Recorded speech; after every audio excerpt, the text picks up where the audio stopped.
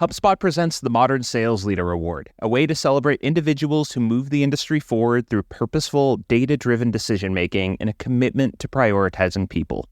Nominations are open. Visit modernsalesleader.com. Terms and conditions apply. Hey folks, today we have Andrew Ettinger on the show, a gentleman that's been a friend for a number of years. He's kind of my go-to guy on DevOps and infrastructure. Pretty unique sales motion. He's been a sales leader across 6 or 7 companies. He was the one that took Pivotal from 0 to 500 million in ARR, and it was eventually sold to VMware. Another one he did was Astronomer, where we're going to unpack that a little bit and sort of the early signs of community-led growth. And more recently, he's joined Appen as CRO, a $300 million revenue company out of Australia that's publicly traded, as he tries to help the team pivot to more of a software product-led company. All right, here's my conversation with Andrew. We got a lot to cover today. I do want to start with Astronomer. Give us the 30 seconds on what Astronomer does, and then tell us a little bit of what the context was like there when you joined. Yeah, happy to, Mark, and thanks for that. I think like most folks on your show, I like to build, I like to fix, I like to grow. And it was one of those opportunities in your career where there was an open source community that was vibrant, but also fractured at the same time and needed to be repaired and restored for growth. At the end of the day, it was an open source company around Apache Airflow, which very simply put was data orchestration, basically connecting all your disparate parts inside of your modern data stack so your data gets from point A, right, to point B in a safe, secure, and reliable way.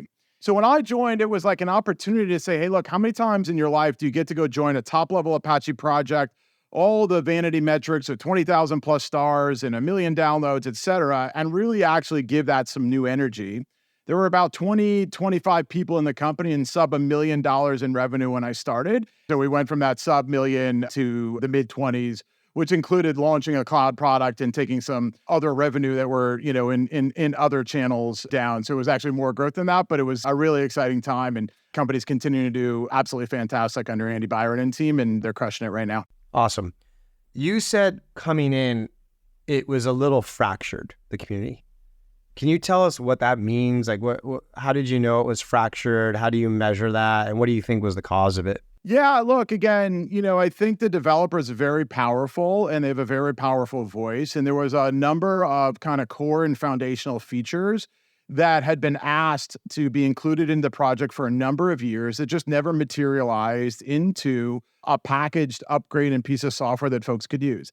Namely, the scheduler, which made all of these things work, was not highly available. So as you sought to put this into your mission-critical workloads, you couldn't have a single point of failure, something just very basic such as that. And there were a lot of promises made that weren't fulfilled. And so ultimately, to Astronomer's credit, the engineering team really delivered on that promise. And that really kind of gave a rebirth to the growth of the project. And a lot of hard work went into that and further, but that was really it. There were just a lot of skeptics that maybe, in fact, there was a new way of doing things because there was not enough attention paid to some of the legacy features that were required. All right, so this is a pretty unique context we haven't really unpacked on the show, and that is this very developer-centric open source context.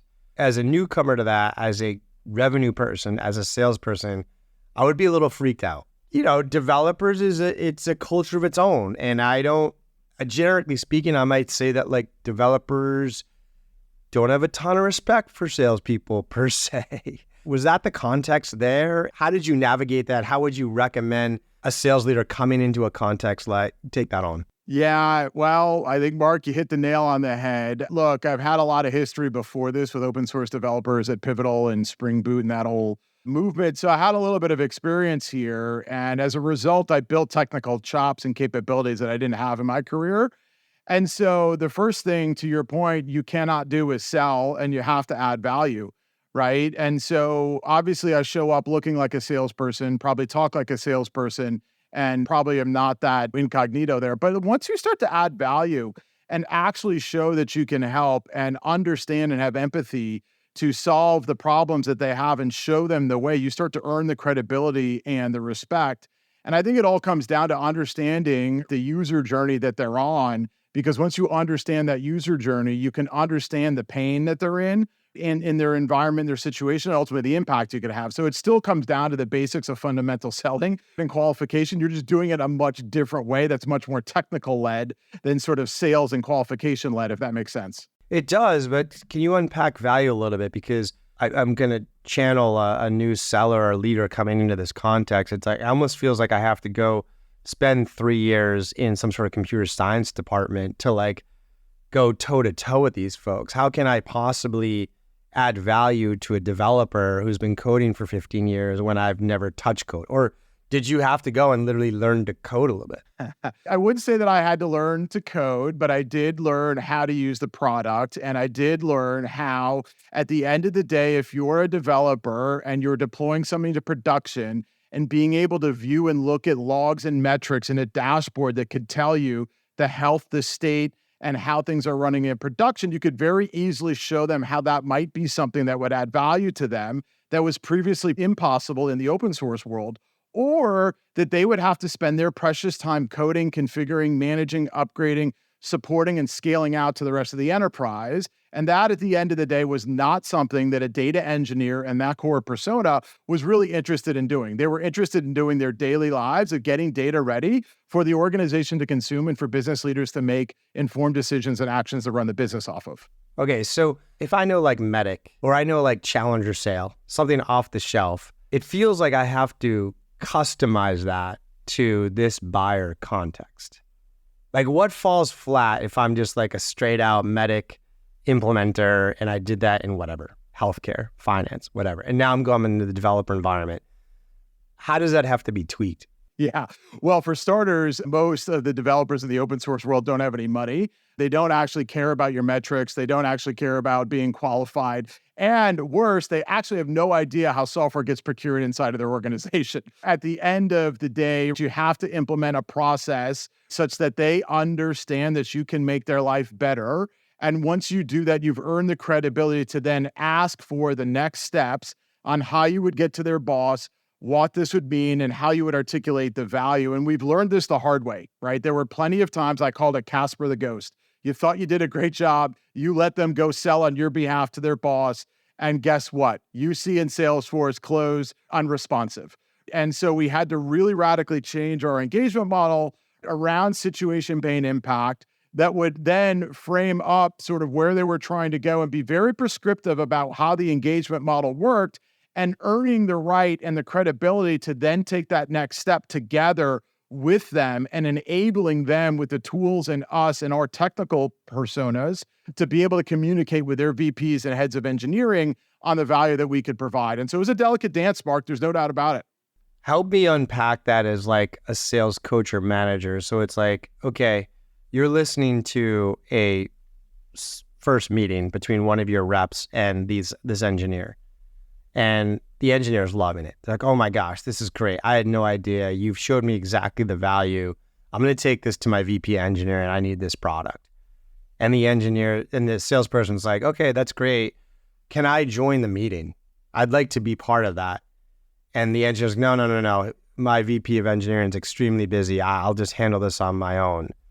And your salesperson's like, okay, that's not acceptable from what you're saying. So how do you handle that objection of like getting to power in this context? Yeah, it's a very good question. Very astute, Mark. And look, at the end of the day, we did a lot of that early on and we learned our lessons, right? And it was variable, obviously hard to predict, hard to forecast, and hard to understand. And so what we did was we learned that if we drove them into the product, which was not product-led growth, it was sales-led growth into the product.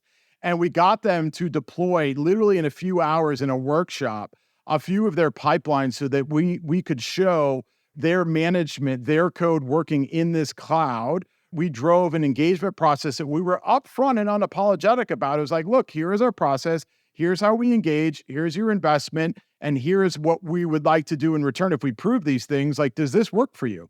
And we were able to attract them because we were willing to invest the time in the product with their working code and our engineers to solve the problems that they had. And ultimately, because you're making their life 10x better, and because you're giving them their time away from focusing on the undifferentiated heavy lifting required on a lot of developers these days, they ultimately were ready to take you there. Hey folks, just Mark here. I stopped the recording. Yeah, this is an extremely abstract, common, and very challenging objection in sales that I suppose we'll categorize as getting to power. It's coming up more often because historically in sales, we always called power. And due to some of these new motions like product-led growth or even community-led growth like we're talking about here, it's actually beneficial to engage the non-decision maker, the people closer to the front line first, and then use their excitement and their support to get to the decision maker. Now, in most situations like this one with Andrew, the engineer, even though they're so excited for this product, would prefer to go to their VP of engineering boss themselves without the salesperson. They know the boss, they know she is very busy, and they want to be very protective of her time. And most of the time, that's going to be a close lost. And here's the reason why. Engineers are not salespeople. And this is true in almost any other product you're trying to sell. They're going to position the product in how it benefits them, not how it optimally benefits the VP of engineering. And that's what we have to get through first and foremost by getting access ourselves. So Andrew walked through a couple techniques that he uses with his team to get that access. I'll give you two more. One that I like to do is I like to say, okay, first off, just ask, do you mind if I join you in the meeting? Quarter of the time, that might actually work. And if they say, no, I'd prefer just to take this myself, then I'll ask them, okay, great. Just walk me through how you're going to explain the product to them. And there's a lot of different variations that you can take, but essentially after they do so, you express some concern. You express some concern like, hey, I know you really want this product, but I do this every day. And if I were your VP of engineering, I'm not sure I would be that excited based on how you just walk me through the product. Are you sure I can't just be sitting there in the room with you or sitting on a Zoom with you to walk them through it? I'm going to take another stab at it. And if they absolutely deny me, now I am sales coach. I'm going to build the slide with them that they're going to walk into the office or walk the VP of engineering through on Zoom. I'm going to explain to them and build out the content that positions my product in the way that resonates best with the VP of engineering to make sure that this doesn't stall and that I can get through this stage of the opportunity. Really common objection. And thank you for Andrew for bringing this up. All right, let's get back to Andrew. Now, yes, were there times in which there was friction and it just fell flat? Of course. Just like any perfectly run medic process, it doesn't work 100% of the time, right? But what that gave us was a far greater level of predictability. And most importantly, when you look at the consumption metrics, right, those were the ones that ultimately wound up consuming more, which meant their net retention rates went up, right? And as you very well know and preach better than anyone in the world, that is the best leading indicator, right, of a healthy software company. And so sometimes there's a little bit of pain involved in getting there, but it's necessary if you want to have, right, a sustainable business. Do you think that's a shift in the last decade or two of if we went back 20 years ago, the VP of engineering was doing more top down? They were like, this is going to be my tech stack. This is going to be our developer environment. And people can sort of just conform. And have we shifted to a more engineering first culture where it's almost like a servant leadership? As the VP of engineering, my job is to make my engineers as productive as possible. And if they're surfacing cool tools that will help, that they that shows that productivity, that's my job, is to clear that space and make that happen. Has that flipped a little bit? I absolutely believe so, Mark. And, I speak with many C-level executives, and they do reach down into their organization to find out the trends and what's happening. And I think there's this old saying that goes, don't ever bet against open source. And it's because it is so easy. But at the end of the day, these developers are powerful. They're smart. They spend their spare time evaluating these things and participating in these communities. And it's a really nice leading indicator of the future of, what products, particularly in cloud infrastructure and data, are going to rise to the top. Community-led growth has become a bit of an acronym, product-led growth. I think it's about maybe a 5-year delay in a way. I'm quite intrigued by it. Would you consider this motion that you all used at Astronomer as community-led growth? Yeah, look, anytime you're in open source, your first job is the community.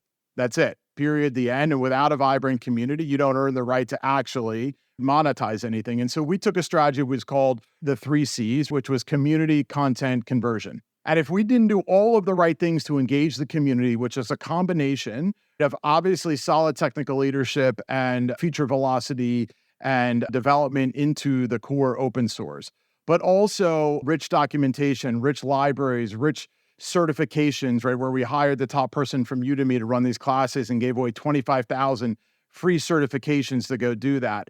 All of the right content that HubSpot and others made very famous, where it was like, look, you're looking to integrate this with Snowflake or Databricks and provide all of that with no paywall, no emails. I don't want anything from you. Just use all that information. You have to combine those two things before you have the right to even think about converting them into some paid product or into a conversation around where your value can materialize itself. Hey folks, just Mark here. Yeah, I'm just loving this journey with Andrew right now. I'm loving learning from him. You know, there's some big movements at play here. This is getting back to empowered buyers.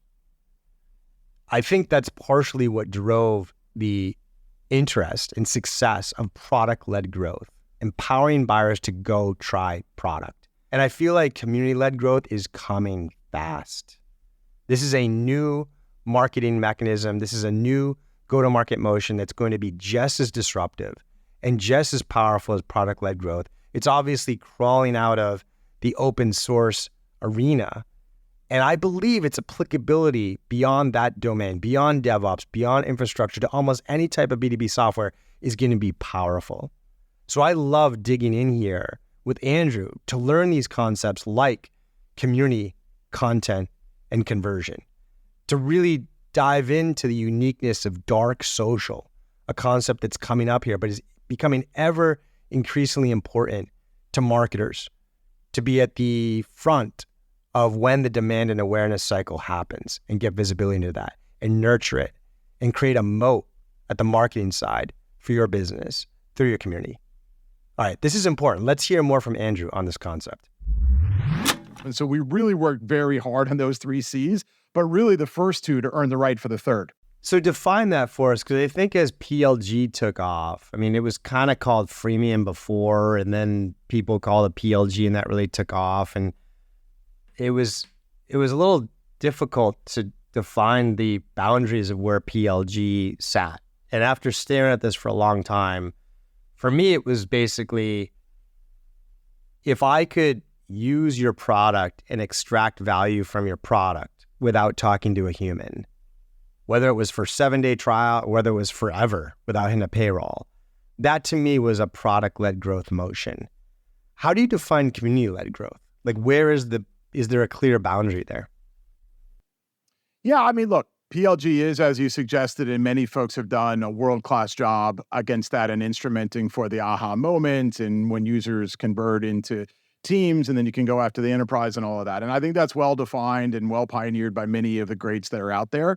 I think on the community side, there's a lot of adjacencies there. So you have the core community of like the personas that you serve, where you want them speaking, evangelizing, and talking to their peers about using your technology or your set of technologies. But then you also have the spheres of influence and sort of the adjacencies, like the VP of engineering, right, in this case, or the CIOs, or the heads of business, or the folks that run, your cloud data warehouses in this example. And so you have a multitude of these communities that ultimately then can intersect, right? And that's much different than PLG. PLG is like just getting the product at all costs, and then our system takes over. The communities are a lot more intricate and a lot more complicated and intersect in many different ways. And in fact, actually running both strategies is really powerful. It's tricky, but if you think about it, actually executing against that community process into a PLG motion gives you perfect nirvana, because in theory, then they get into your funnel a lot more educated, a lot more willing, and sort of already down that path versus just, oh, I landed here, let me check this out and see what it's like. Let's stretch the boundaries on that and go way outside this context where it's typically applied. There's just a lot of companies, for example, a lot of entrepreneurs right now creating SDR Copilot technology, something that our audience can relate to, right? So basically these are, AI Copilots, where it's like, okay, as an SDR, I go out, I find 50 accounts a month, I create sequences, I execute them, I manage connect calls, I set appointments, whatever. And, a lot of that can be streamlined, automated using AI. As an entrepreneur in that use case, can I use community-led growth?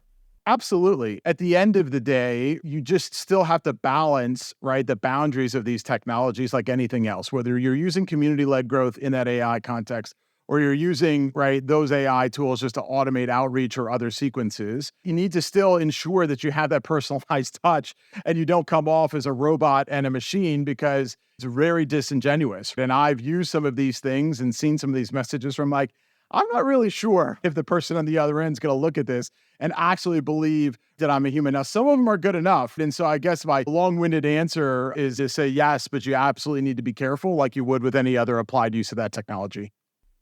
What new roles come up in taking a community-led growth first mentality? Because if I draw an analogy to PLG, in B2B software, the PLG movement created this growth role. It kind of like blurred the boundaries between product and marketing and brought them together. This sort of like growth role would own this humanless funnel. They would run experiments like crazy. They would be data-driven. These data scientists became popular. They often had data analysts on the team. There were product managers working with engineers, working side by side with like paid digital designers and marketers. What's the analog to that in the community side? Do we have like community managers now, or how does this evolve the roles in the team? In the open source world, to developers is developer advocates. And you can argue whether they belong in product, whether they belong in marketing. They shouldn't be in sales, right? They certainly can be under a CRO org if you have enough of the wall set up. But their job and their team's job is simply to go out there and help the community. And it does drive sales professionals crazy when they find out that Mark was at a conference and spoke with Jane, and Jane's in charge of data engineering at JP Morgan or whatever company, and you didn't tell sales? What are you doing, Mark? And it's like, no, that's actually the worst thing you could do. And so there's definitely friction there, but it is necessary. And as revenue leaders in that space, it's incumbent on us to give those teams the space to breathe and to foster those relationships, because it is something that compounds over time into material value for your organization. But it's not a one-hit wonder. You've got to be comfortable with that. It's hard and it takes time, and that's the flywheel that ultimately gets going there. And then you can choose to invest in 1 or 10 or 20 or 30 of those, and how you scale that out, but it's the developer advocacy. All right, this is intriguing, Andrew. I want to make sure we have time to get to your latest role, because there's a whole new set of go-to-market challenges. So Appen, rockstar company, your CRO, very different context that you're walking into. Paint that for us and what's ahead for you in this role. Yeah, so look, we're a publicly traded company in the Australian Stock Exchange, right? Our revenue's $330 million a year. Appen is so exciting. And, on one hand, it's the forefront of where AI is being developed and consumed. And on the other hand, it's a very mature company that's been around for a while, helping companies create the necessary data to train their AI models. We've had those tools forever at Appen in a more services-led approach, and now we're combining those to be much more product-led with services that are enabled around that. It's really exciting, given the rise of LLMs and all the conversation we find ourselves in. So how does a $300 million plus services consulting business run? And in parallel, you are launching and growing a product business within that. That must create some operational challenges and tension. That's a very good question, Mark. Look, at the end of the day, this is a set of tooling that we've run 24,000 AI projects over the last 15 years on our own tooling. Some of our customers use that tooling, and it's really just to say, hey, look, we've done that many projects with 50 plus million man hours on these tools that now we're just going to expose out to folks to be able to use, because what we're finding... I don't know why more entrepreneurs don't start as a services business and then turn into a product business. Yeah, there are some issues. I think I do know why. And that is because back in the day, we used to think that services businesses were VC fundable, and it became a really tarnished business model, especially for venture capitalists. They weren't as scalable. And so I think a lot of people have walked away from pursuing a services business. And yet I think it's an amazing foundation upon which to build a product business.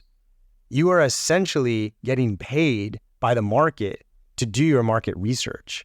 You are not sitting in an insular room hypothesizing on where the demand is. You are out there solving real problems for real customers, driving value, and understand how it works. You are seeing the patterns from client to client to client.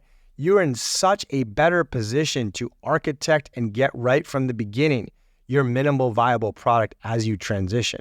Now, there are certainly challenges in that as you make that transition, but I wish I saw more entrepreneurs start in their pursuit of their problem they're solving with a services orientation and then use that to transition into product. All right, let's get back to Andrew. It's like in the case of a large financial institution, if you're going to create an LLM in sort of wealth management and you're looking at 401k rollovers, the experts on that data and their call center transcripts and your internal acronyms and how your software works are best held internally. And so you're going to need these tools and these platforms for your internal people to go create all of those workflows and collaborate with each other. And the tools today and the options that they have are spreadsheets. They have wikis, you have Jira tickets, you have SharePoint portals, and there is no streamlined way to help them mitigate their risk of that data going into the wrong people's hands or the wrong things happening. There's no tools in place to help them actually accelerate their time to value into production with this massive backlog. And at the same time, increase the effectiveness and the efficiency and the collaboration across a dozen plus personas that go involved into creating a simple LLM product into production. Because if you look at the life cycle of personas involved, it's a lot, and they need a platform to go work on and collaborate. And we've been doing that for a long time. We just have to reposition it so people understand that. It's a really exciting spot to be in. Yeah, it's a path of entrepreneurship I wish was attempted more frequently, to really understand the market through the services and then productize it once you understand where the needs are. But I don't want to undermine the go-to-market transitions that need to happen. So let's just talk for a second. You're mentioning the bank and this wealth management group. What did you do? Are you just giving the existing account executive this product now and they're bringing it? Or is this a different type of seller and different type of seller motion to make this happen?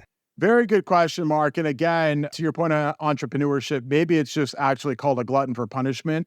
I'm not sure, but these are fun and interesting problems that I find myself working on. And this AI journey is actually no different. And the common thread here is a really technical sell, a real technical engagement, having to hire, the professionals that interface with these personas as peers. So instead of a traditional sales engineer, I'm hiring data scientists and machine learning engineers that go and partner very deeply with these customers, run the on-site workshops, whiteboard their problems with them, help them understand the data that's necessary here, and help to build those prototypes with them so they can understand in working code on the platform how this would work, which allows us to create the business case and the opportunity for them to see the light and how this can have a dramatic impact across the organization.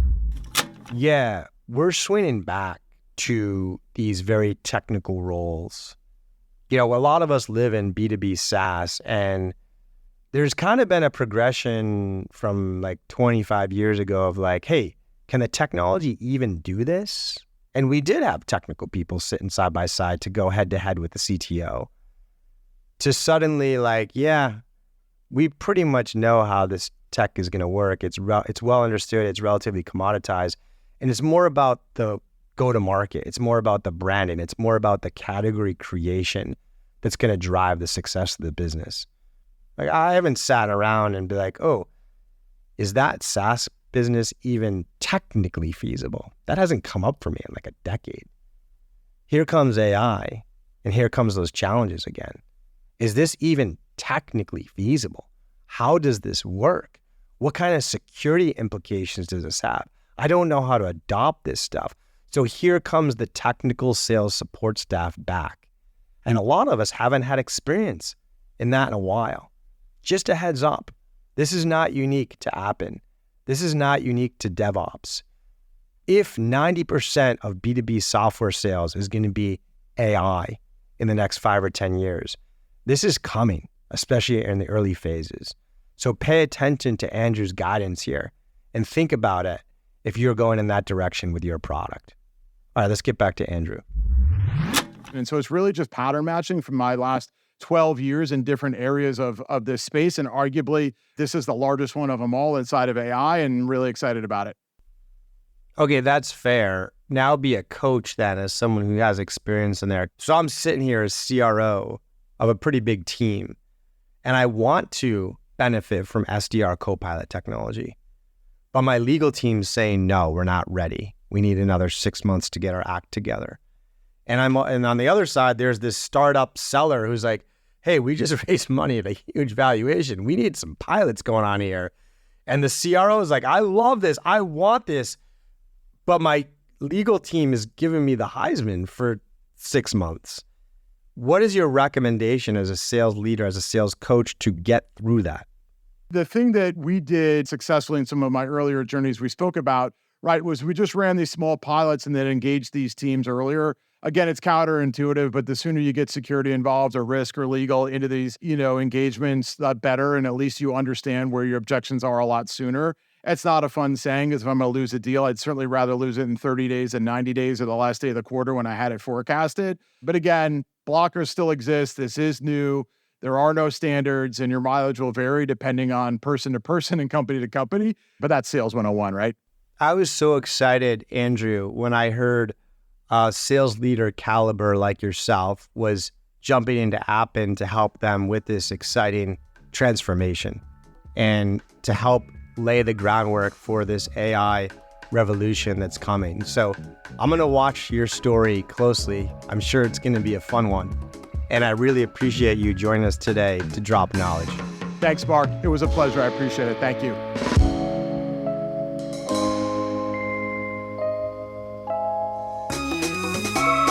Today's episode was written and produced by Matthew Brown. Our show is edited by Pizza Shark Productions. Big thanks to HubSpot for Startups and to the HubSpot Podcast Network for keeping the audio on. Hey, also, we're a new show, so if you like what you hear, or if you hate what you hear, leave us a rating and review over on your favorite podcast player. I love the feedback. Also, check out Stage 2 Capital. We're the first VC firm run and backed by over 500 CROs, CMOs, CCOs. So if you're an entrepreneur looking to scale your business, check out stage2.capital. All right, that's it for today. I'm Mark Roberge. See you next week.